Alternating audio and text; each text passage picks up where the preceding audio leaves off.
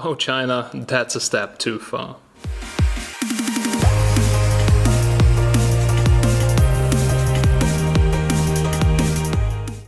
What's up guys, Steven here. Welcome back to another how to spot a Chinese replica video. Today's topic, Galaxy Note 5 replicas from China. So as you can tell here by the package, this is a Note 5, no just joking, this is a blank box, and today we have here the HDC Note 5 Pro. Yes, this is here really called HDC, not HTC, and those things, they have absolutely nothing to do with HTC and nothing to do with Samsung. There are no Samsung components inside, probably not even the memory chip, and they're actually running MTK chipsets built together with no-name or cheap components, just in a case which looks like a Samsung, and sometimes they come with a logo covered, which is actually almost product piracy, and you have to be really careful with such things online, or people in the streets, tourists also get scammed by such people. They sell you that here for $100, or half of the price of a real one. Online, those things retail for around $70 to $100 to $150 depending on the configuration. So this is pretty crazy, and Flo is currently in Shenzhen, or was basically in China, and he checked out factories. There will be videos online, and it's really crazy how such factories look like. Like they make 4,000 smartphones a week in one floor, and totally crazy. Also, we have a giveaway running, so make sure you check it out. Link is down below in the description. And now I would say, let's get directly started and let's check this out. Alright, ladies and gentlemen. So HDC Note 5, this is the Pro edition. So there are different replicas, also some without a logo, and they're actually almost legal if you don't have a logo on there like Samsung, but still, it's pretty dangerous online. Now let's have a closer look on what we can find inside the package. So this one here is directly from China, and it comes in a white box. There was a screen protector included. There were 2 chargers included, so this is actually pretty crazy. As you can see, they are sealed. They have the Samsung logo on the top, but the first thing where you can tell the difference is if you have a look at the font. Now the font, the Samsung logo here, always I'm not really sure why it's not totally black. It's some kind of gray and looks like you print something and you run out of ink. This is how the font here looks like. And also it claims to have quick charging, so at least 5.3 volts, 2 amps. This is what the charger can deliver, and I could measure up to 1.5 amps, but the phone is only charging with around 5 watts, so it's running around 0.8 to 1 amp from the power socket, and this is kind of slow charging. Okay, then let's have a look on the other things. As I've told you, screen protector, there's a headset included, but it looks like the older generation from my Galaxy S5, so different kind of headset.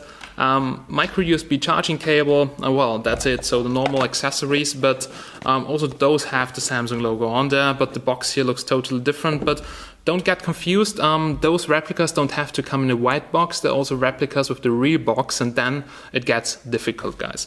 Alright guys, now here's the smartphone in blue. Let's have a closer look at it from the outside. So just like the real one, it's a single SIM smartphone coming with a nano SIM card slot at the top, and yeah, my SIM card is working fine. There is no 4G LTE because it's an MTK6582 chipset and it doesn't support LTE if I'm right. At the top here you can also see that there is a hole which looks like a microphone or claims to be a microphone, but you can see that inside it's covered and doesn't seem like a microphone at all. At the bottom side, we have the S Pen, so the feature why people actually buy a Note 5, so just in my opinion. I can take it out for you guys, and you see it's not that press feature or click feature which Samsung has that the S Pen snaps out. It's like you have to peel it out with your fingernail. Not so good. Then if you have a look at the S Pen, you definitely see you got fooled because it's an aluminum pen. And it has no plastic tip on the front, so you can't really press hard on the screen. It feels like scratching over the screen. I'm not sure if the microphone can catch this, but the sounds are ridiculous. You have a button here in the middle, but the button is not a normal button which opens up a menu, so the button actually does nothing. It's a normal aluminum pen, and this would, for instance, also work on my iPhone, so on other phones where the digitizer actually works with aluminum pens. Okay, nothing special here. I can put it back in. It also makes a sound and opens up that menu, so this is actually working. We have here a speaker at the bottom. Speaker sounds okay. Bottom microphone, micro USB port, and as well a 3.5mm headphone jack. No distortion on the headphone jack, so that's okay. The frame is nice quality. It's made out of aluminum, and yeah, it's probably CNC milled, has nice and stiff buttons, so this almost fooled me. But well, if you have a look at the front side and you have a look at the capacitive touch buttons, you instantly see holy crap, they are blue and they don't light up the whole icon there. So this looks pretty strange. I've never seen a Galaxy Note with blue backlight on the capacitive touch buttons, but don't get me if I'm wrong. Probably there are different revisions, but the ones I've had in my hands had white backlight. So the button in the middle, it's the home button, and it's a mechanical home button with a fake fingerprint sensor. It has a touch sensor included, but not a fingerprint sensor.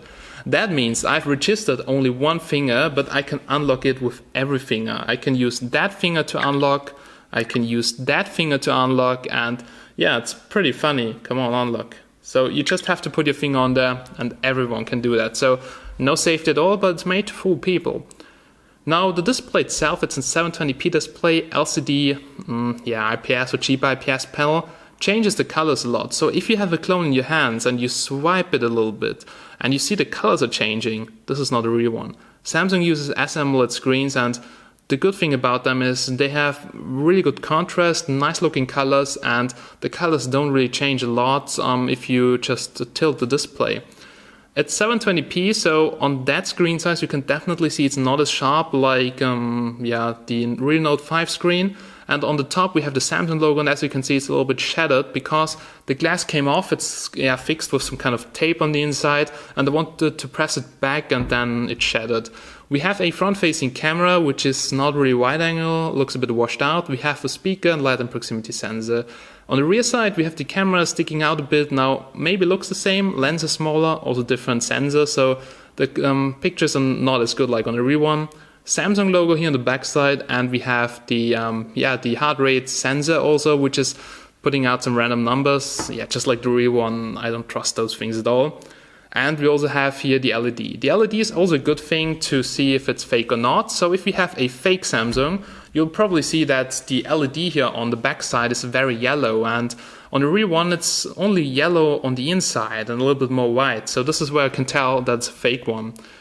Alright, so that's basically it. Now from the frame and the feeling in my hand, it feels not too bad at all, but you can definitely see sometimes there are gaps, and the backside here is cheap plastic, a fingerprint magnet, and you hear it if you knock against it, so then you know it's a fake one. But on pictures online it's really hard to tell if it's fake or not, because sometimes they also just Photoshop pictures or take real pictures, and then you have to be careful.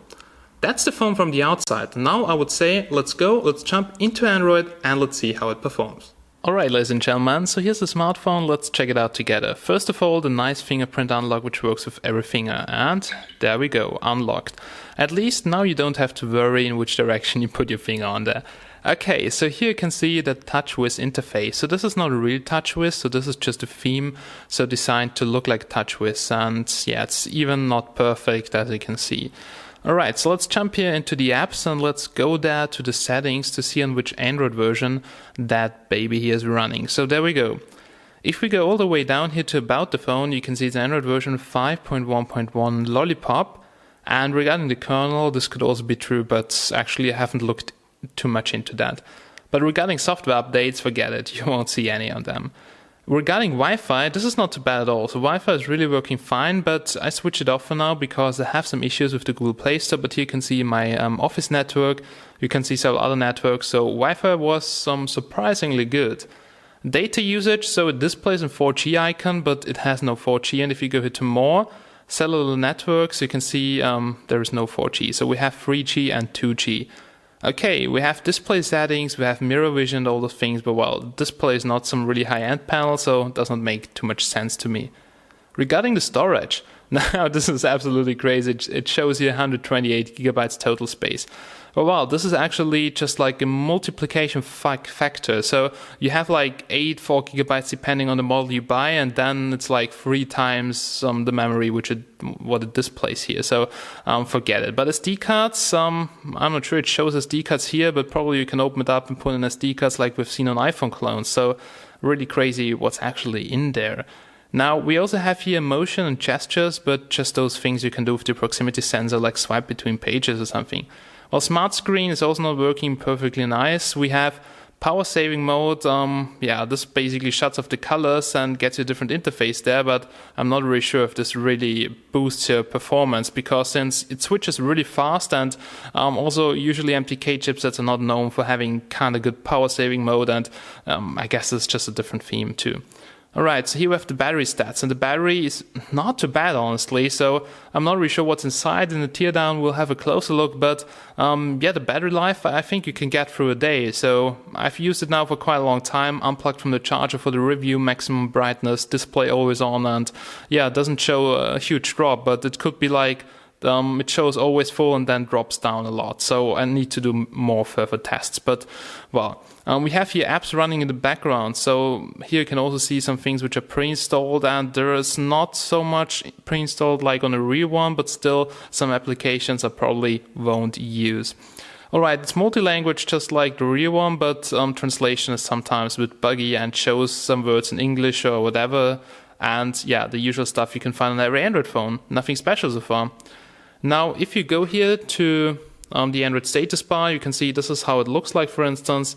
The LED looks really different than the real one, as you can see, but it's also kind of bright. This did really hurt in my eyes. And yeah, here we have now the Play Store. Now, the Play Store have some issues. I tried to reinstall Google Play services, everything, can't get it to work, so this is the only bad thing, but I managed to download some APKs. It came with that clean thing here. Now I'm not really sure if there's Clean Master and all that on the real one pre-installed, but at least here it is. You can see it comes with some Samsung apps, so if I just get out here the S Pen, which is a bit of pain because I have to use my fingernail, then it also opens up here that menu like Action Memo, Smart Select, Screen Write. For instance, takes a screenshot. You can actually open it up here in S Note, wait a little bit so everything, as you can see, is slower. But the problem is that, yeah, the S Pen is not so responsive like the real one. And another bad thing is this S Pen here is just a normal aluminum pen. Like, there is no difference if you press hard on the screen or not. So I have to hit the save button, I guess. No, it's just saving the picture. Actually, no idea how to use that. But if I now want to write on the screen or just put in here text, as you can see, always the same thickness of the line. Doesn't matter how hard I press against the digitizer. So also makes a pretty strange sound, and the button on there is doing nothing. So this is not working at all. So yeah, kind of useless pen, but it's not working as a normal stylus. And if you put it in the wrong way like this, it looks like this. Okay, that's regarding the S Note application. It also comes with Samsung apps, it comes with Scrapbook and all those things. It comes even with an S Health application, which uses the sensor on the backside and has a built-in pedometer. Sorry guys, I hate this word. Here you can see it's now detecting. Yeah, I'll put my finger on the sensor. Let's see if we can get some values out from here, okay? Try to keep still and quiet. So I keep talking just to see what it puts out. If it puts out 70 beats per minute, I can feel my heart beating. Because I had 5 coffees before the review, it will definitely be fake. And holy crap, that LED is hot. So 87 beats per minute, okay. That could be true, no idea about that. But, well, who is actually using that heart rate sensor? So leave me a comment down below if you're really using that crap. Alright, that's it. So here you can see some other things which are pre-installed.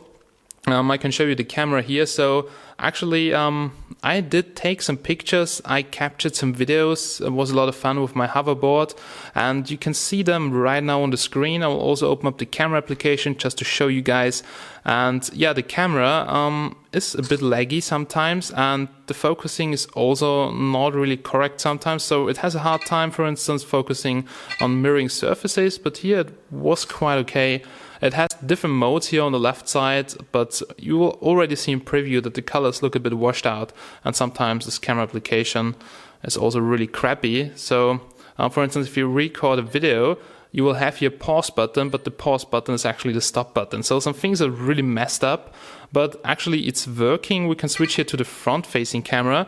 Don't even think about 4K recording with the rear camera. This is not working at all. Here you can see me, and yeah, you see it's not really wide angle, so it's like 30 centimeters away from my body, but I can't get my face here on there, and it's not really far away, and that's, yeah, I'm zoomed in and just a cheap front-facing camera, but quite okay. GPS is working so far. This is what I can tell you from Google Maps, but I had issues installing my applications because Play Store not working, and actually I don't want to mess around with this. I'll quickly show you the benchmark results, which you can see in the AnTuTu benchmark. A quick look at the AnTuTu benchmark also tells you if it's a fake or not. Here you can see 20,000 points. So this is on the performance level of a Quad-Core MTK chipset from the lower ones. And you can see a real one would be here at the top, while this one here is like half of the performance of a Galaxy Note 4. And if we go back here to the info, you can also see 32-bit operating system, 8 megapixel rear camera, 5 megapixel front-facing camera, Mali 400MP GPU. It says 8 megapixels, but the front-facing camera is interpolated, and only the basic sensors. So there's no gyroscope. There is, actually no magnetic field sensor. So forget all of those things. Quick look at CPU-C before we end this, and here you can see quad-core processor again, Mali 400MP, lots of fake specs like 4 GB of RAM, 128 gigabytes of storage, blah blah, Android 5.1.1, 3000 milliamp hours here, like the capacity could actually be true because the battery lasts quite long on this one. This is quite impressive, but also gets a bit warm. So wow, that sensor's displaying 100 degrees, but I guess the sensor's broken because this would be almost kill for the smartphone, and 50 degrees here. And here the basic sensors. So guys, that's it. Basic benchmarks. Phone is okay. It's snappy in the normal tasks, but while the overall performance is far away from a real one. Well, here's a quick speaker test on YouTube. Now the speaker's working, but it's not really loud. And if you cover it, you almost hear not anything anymore. There's also a problem on the real one, but on the real one it's way louder. I can press here the play button. So this is maximum volume here on YouTube. Gets a bit warm here also on the backside, and it's now like 10 centimeters away from the microphone, and this is not really loud, and also sounds pretty flat. Alright guys, so let's come to my final conclusion about those Chinese replicas. So sometimes, as I've told you, it's really hard to see the difference, but if you take care of the things I mentioned in this video, you can actually tell if it's a fake on the internet or not. And always use common sense. So if you see a smartphone which retails for a couple of $100, like I'm not really sure what it retails right now for, let's say $500, and you find this one here on the internet, brand new for $70 from China, nobody in the world is gifting you something over the internet. This is always a joke. So it can't be real if it's like 10% of the price and if it's in a brand new condition. And those things are working. They're actually real smartphones, so this is no troll video, and you've seen that such things exist. So be careful on the internet, and always check out several things if you order something from China, and look twice.